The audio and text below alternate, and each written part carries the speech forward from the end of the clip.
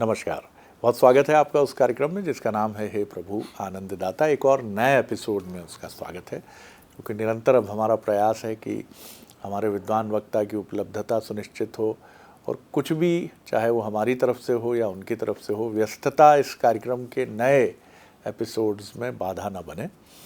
आज हम एक और विचार को लेकर आगे बढ़ रहे हैं और आपसे भी आमंत्रण है कि आप अपने विचार सुझाव जो इस कार्यक्रम में आप देखना चाहते हैं, अपनी जिज्ञासा का समाधान चाहते हैं, तो ज़रूर भेजें।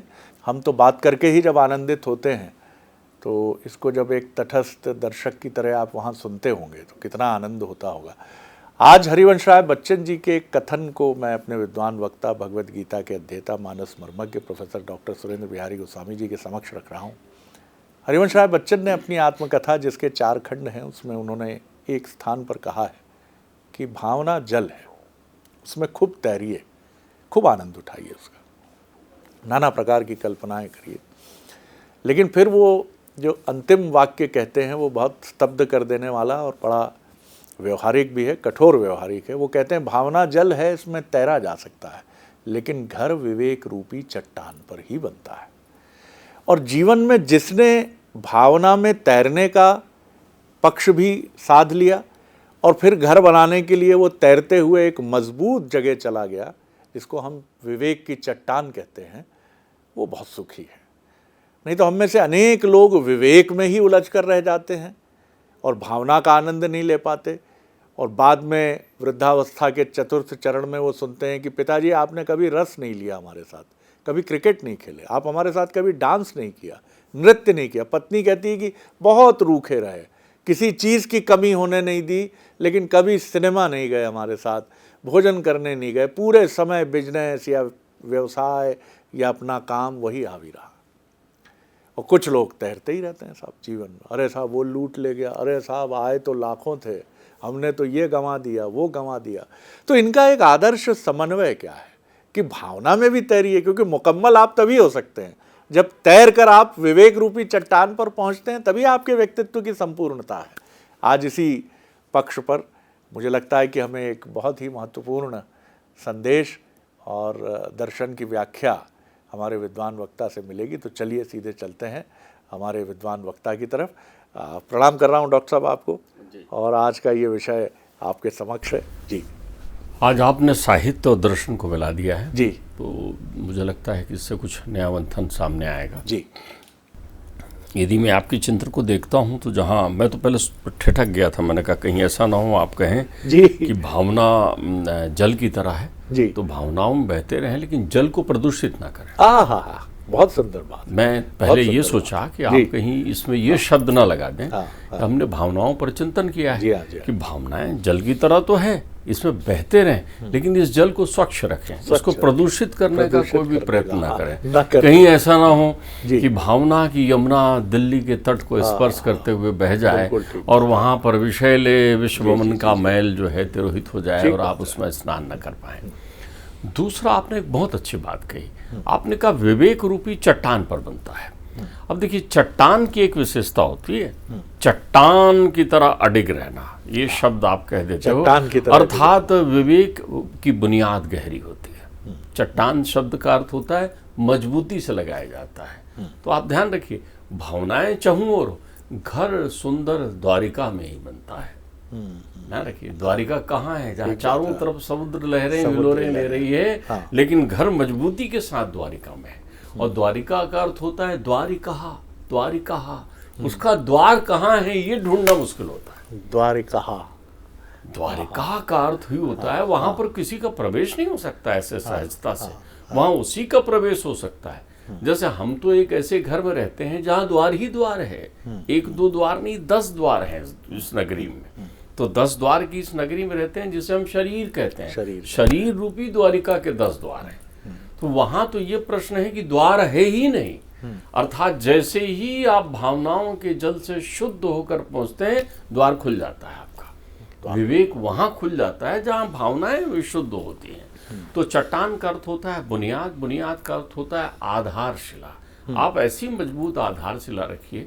ध्यान रखिए, युग बीतता है, जहाँ पिताजी भी थे, जहाँ दादाजी भी थे, जहाँ परदादा भी थे, वो निकल कर जाते हैं ना, तो उन परंपराओं के द्वारा जो कुछ भी बुनियाद का निर्माण होता है वो विवेक रूपी चट्टान में होता है। हाँ। तो अगर आपने घर का निर्माण किया है, वहाँ परंपराएं हैं कि नहीं, वहाँ मर्यादाओं की मजबूती है कि नहीं, वहाँ अनुशासन नहीं स्वानुशासन है कि नहीं। देखिए ध्यान रखिएगा, अनुशासन शब्द को लगा देने मात्र से अनुशासन बंधन नहीं होता, मर्यादा बंधन नहीं है, कतई नहीं। आप ध्यान रखिए, मर्यादा में समुद्र है। हाँ। बहुत सुंदर उदाहरण जो है, समुद्र अपनी विनती करते हुए राम से कहते हैं, मर्यादा पुनि तुमरी कीनी, तुम्हारे द्वारा ही ये मर्यादा सुनिश्चित की गई है परमात्मा, मैं कैसे बंध जाऊं, मैं कैसे रास्ता दे दूं। आपने बताया है कि मुझे अपनी मर्यादा में रहना है। वैसे ही विवेक कब निर्माण, विवेक रूपी घर का निर्माण कब होता है? जहां मर्यादा है, जहां अनुशासन है। अब अनुशासन बंधन नहीं, अनुशासन में तो एक बात समझिए, अनुशासन स्वतंत्रता का परिचायक है। अनुशासन, अनुशासित व्यक्ति स्वतंत्र होता है। यहाँ बहुत गहराई से है का कार्य, मैं भी यही अनुशासन में स्वतंत्रता होती है। हाँ। जैसे हम भारत के एक स्वतंत्र नागरिक हैं, तो अब अनुशासन हमारा आभूषण है, हमको पहनना ही है अनुशासन, तब हम स्वतंत्र हैं। और अगर अनुशासन को स्वीकार नहीं किया तो हम स्वच्छंद हैं। हाँ, बहुत गहरी बात। उतना ही अंतर है जितना स्वच्छंद और स्वतंत्र में है। तो स्वच्छंद कौन होगा? स्वच्छंद वही होगा ना जिसके पास मर्यादा नहीं होगी। तो फिर वो प्रदूषित जल है, प्रदूषित जल है। जल में बहते रहिए, ये शब्द ठीक है, लेकिन ये गूढ़ बात है। आप कौन से जल में बहेंगे? जो अविरल बह रहा है, और जो अविरल बह रहा है वो प्रदूषित नहीं है। नदी का अर्थ ही होता है बहना। स्वच्छंद आचरण जल को प्रदूषित करता है, प्रदूषित करता है। स्वच्छंद आचरण अवरोध है, वो फिर एक गड्ढा बना देता है। आप भले चाहे बोलचाल में कहें कि आप कूप मांडूप हैं, लेकिन कूप मांडूप स्वच्छंद होता है, स्वतंत्र नहीं होता। स्वतंत्र तो चारों ओर उड़ता है, बहुत सुंदर। वो पक्षी स्वतंत्र है, कितनी गगन में उड़ने वाला पक्षी स्वतंत्र है। ये हवाएं स्वतंत्र हैं, लेकिन ये मर्यादाओं में बंधी है। जिस पल ये हवाएं चलने वाली प्रकृति प्रदत्त अपनी मर्यादा को तोड़ देती हैं, उस पल ये विनाशकारी हो जाती है। जिस पल समुद्र अपनी मर्यादा को तोड़ देता है, फिर तूफान उठता है, फिर आप घबराते हैं, तट के किनारे डोलने और हिलने लगते हैं। इसलिए उन्होंने कहा है कि बहते हुए जल में चट्टान पर बुद्धि, विवेक रूपी चट्टान। उन्होंने एक नया शब्द का उपयोग किया है, विवेक का। ध्यान रखिएगा, हम इस पर अपनी कई बार बात हो गई है। कबित विवेक एक नहीं मोरे, और सत्य कहूं लिख कागद कोरे। तुलसी भी इस विवेक का उपयोग कई बार करते हैं, इस शब्द का। चूंकि ये साहित्यकार हैं, इसलिए मुझे वो तुलसी की वो साहित्यिक पंक्तियां याद आ गई। अब आप ध्यान रखिएगा, कहूं न कछु कर युक्ति विशेषी, और ये सब मैं निज नैनन देखी। तुलसी की दोहावली के प्रसिद्ध मुहावरे हैं, तो प्रसिद्ध दोहे हैं उनके। वो कितनी अच्छी बात कहते हैं कि देखो, मैं जो ये रामचरितमानस लिख रहा हूँ, ये आप समझ लेना, कवित विवेक एक नहीं मोरे, और सत्य कहूं लिख कागद कोरे।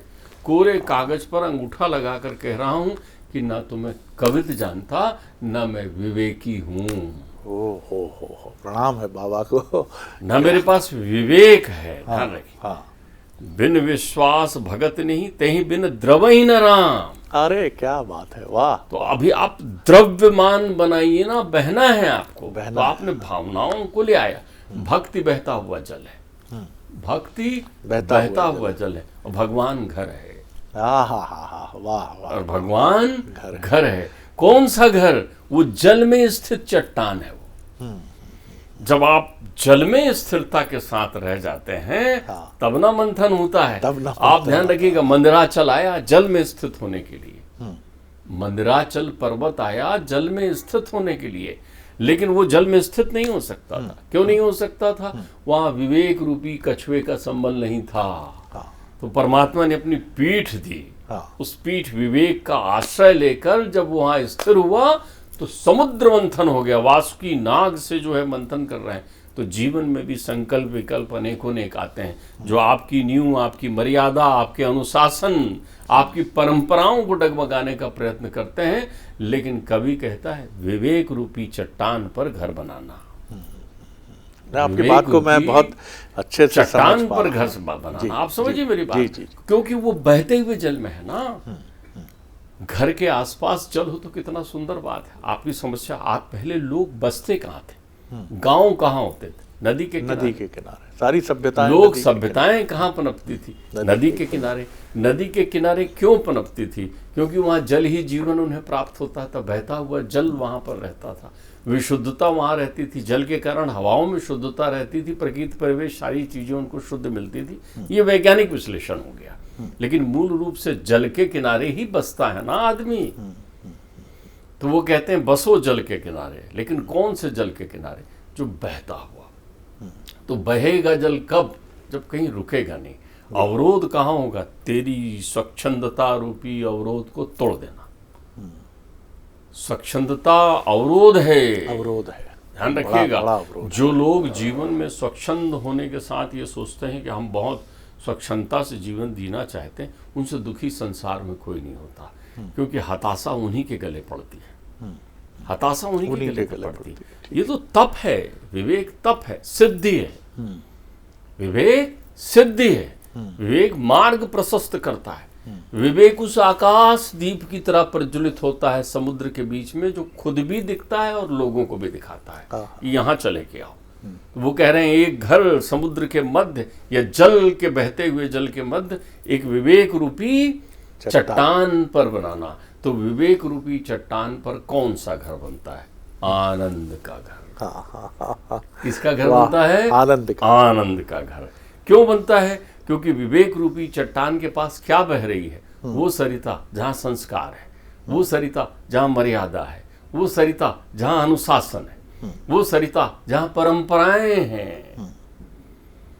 बहते हुए जल के पर्याय में ये सब समुचित हैं। ये सारी चीजें। तो जब ये समुच्चय के बीच में तुम रहोगे और विवेक यानी अपनी बुद्धि को मेधा प्रज्ञा की स्थिति में स्थिर करके रखोगे, विवेक उस स्थिति में प्राप्त होता है जब आप स्थित प्रज्ञ हो चुके होते हैं। स्थित प्रज्ञ मतलब भली भांति जानते होगे तब। जब तक जलता हुआ दीपक आपको ललचाता रहेगा कि लहर लहर चल रहा है, पीला पीला क्या है, तब तक बालपन रहेगा। उस बालपन से किशोर अवस्था तक एक न एक बार आप दीपक से जल जाएंगे। कहीं ना कहीं छू लेंगे, कहीं ना कहीं पतंगे को जलते देख लेंगे, कहीं ना कहीं उस लौ से कोई ना कोई प्रतिकूलता या जलन को महसूस कर लेंगे। जब ये कर लेंगे तो वो बुद्धि बन जाएगी। और जिस पल आप दूसरे को जलने से रोकने लगेंगे तब आप विवेकवान हो जाएंगे। क्या बात है। ध्यान रखिएगा, बुद्धि स्वार्थ की होती है, विवेक परमार्थ की होती है। ओहो, बहुत सुंदर बात है। वो कहते हैं अपना घर परमार्थ के आधार पर बना, जिसमें तू रहे। ये तेरी छोटी कल्पना है, जिसमें तेरे आने वाले अनंत लोग रहते रहे। एक डेरा हो, एक बसेरा हो, एक घर हो, वहां रहना। कहीं ऐसा तो नहीं कि तेरी छत पर कोई ऊंट ढूंढने आया हुआ है। देख तो, आवाज तलाश तो, कोई आके खड़ा तो नहीं है। जो ऊंट ढूंढने आया है वो हरिवंश राय बच्चन है। वो कभी यहाँ ऊंट ढूंढने आए हैं तुम्हारे घर पर। ये दार्शनिक हैं, ये अपनी बात बड़ी गहराई से कह रहे हैं। ये फकीर हैं। ये लेखक जो होते हैं ना, ऐसे नहीं, बिरले, उनकी यात्रा ऐसी नहीं होती। बिल्कुल ब्रह्म अक्षर समुद्भवम। जो भी लिखता है, चाहे वो प्रकाशित हुआ हो या ना प्रकाशित हुआ हो, आप ध्यान रखिए, एक परम सिद्धांत है। जिस पल आप अपने कलम से कोई कहानी, कोई कविता, कोई साहित्य, कोई लेख, कोई प्रेरणा लिखते हो, उसी पल वो अमिट छाप के साथ अंकित हो जाता है। अमर कृति है वो, छपे तो ना छपे तो। क्योंकि जो भी उस लिखा, आप तो चले जाओगे, लिखावट बनी रहेगी। कभी कोई पन्ना पलटेगा ना वहां पर, तो ये दार्शनिक होते हैं। तो ये दार्शनिक आपकी छत पर ऊंट ढूंढने आते हैं। ये पहेलियों का ऊंट ढूंढते हैं आपकी छत पर। किसका ऊंट ढूंढते हैं? पहेली। आपको जगाते हैं रात में उठ के आप खटपट की आवाज सुनते हैं, अर्थात इनके विचार चिंतन के घोड़े जो दौड़ते रहते हैं, खड़बड़ाहट, उनको सुनते हैं तो जाग जाते हैं। जाग जाते हैं, आप क्यों, कहाँ आए हो? अरे ऊँट ढूंढने आया हूँ अपना। अरे भाई, आपका ऊँट मेरे घर में कहाँ आएगा? वो रुकते हैं, आपको टोकते हैं, आपको कहते हैं तेरा घर? वो कहते हैं हाँ। बोले पहले भी मैं ऊँट ढूंढने आया था, तब कोई दूसरा आदमी मिला था, उसने कहा था ये घर मेरा है। बोले वो तो मेरे पिताजी थे। अच्छा, उनका घर नहीं था तो फिर तेरा घर कैसे हुआ? जब उनका घर नहीं था तो तेरा घर कैसे हुआ? तो बोले फिर बहते रहा, तू बहा नहीं ना, इसलिए घर में नहीं रुका। अगर बहता ना तो रुक जाता। ध्यान रखिएगा, बहते हुए रुकने का बड़ा आनंद है साहब। जो लोग बड़ी गहरी जीवन बात में है। बहते हैं ना, वो उनके रुकने का बड़ा आनंद है। बहते रहें और रुक जाएं, बहते रहें और रुक जाएं। तुमको ये कहावत थोड़ी कठिन लग रही होगी, तो सूरज से पूछो, तो चंद्रमा से पूछो, तो हवाओं से पूछो कि तुम बहते हुए कब रुक जाते हो?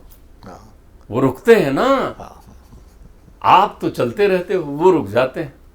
आपको लगता है कि वो चल रहे हैं, अरे तो वो रुके हुए, वो तो एक धारा में रुके हुए। चलते हुए लोगों को देखते रहते हैं, तो चलते लोग समझते हैं कि हम यहाँ आ गए तो सूरज वहां पहुंच गया होगा। वो चल रहे हैं ना। आत्मा जो है, आत्मा रूपी सूर्य, वो रुका हुआ एक क्षण के लिए तुमको देखता है। ऋतम पबंतो, वो सत्य का पान जब आप करते हो तब वो रुक जाता है बहता हुआ, वो साक्षी मात्र रहता है। ठीक बात। वो देखता है कि इस नाशवान शरीर में रहकर भी तुमने बहने की कला सीख ली। तुलसी इसी को कहते हैं, लड़काई की तैरवी तुलसी बिसरत नाई। जो आपने जन्म जन्मांतर में, पूर्वजों में, माता पिता से जो कुछ सीखा है, वो तैरना सीखा है।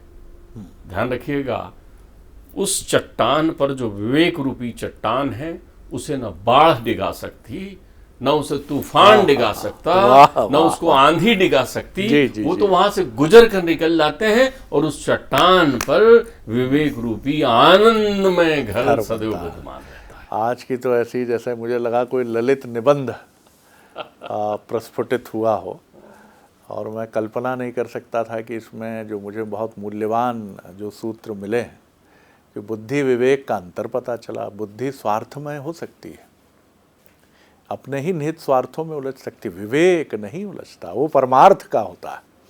चलते चलते रुकना जिसने नहीं सीखा वो जीवन को ही नहीं समझ सकता। और हम या तो रुकते हैं या चलते हैं, क्योंकि दोनों के बीच में ठहरने की कला हमने नहीं सीखी है। तीसरा सूत्र मुझे ये बहुत अच्छा लगा कि भावना जल है, और भावना रूपी जल को पवित्र रखते हुए विवेक रूपी चट्टान की तरफ बढ़ना ही मनुष्य का ध्येय होना चाहिए, लक्ष्य होना चाहिए। भावनाएं तरह तरह की हैं। मेरे पिताजी ने मुझसे प्रेम नहीं किया, मेरी पत्नी का वैसा स्नेह नहीं मिला जैसा मेरे छोटे भाई को मिलता है या मेरे मित्रों को मिलता है। मेरे पुत्र मुझसे, पुत्रियां उतना स्नेह नहीं रखते। ये भावनाओं के प्रदूषण हैं जो आपके रिश्तों के समुद्र को, तालाब को, पोखर को प्रदूषित करते हैं। और ये जब प्रदूषण से हो जाते हैं तो उसका भाव आपके शरीर, आपके मन, आपकी चेतना पर परिलक्षित होता है। और जब आप इसको पवित्र रखते हैं और निरंतर चलते रहते हैं, और जहाँ रुकना रहता है वहाँ रुकते भी हैं, और फिर आप पहुँचते हैं विवेक रूपी चट्टान पर जो स्वार्थी नहीं है।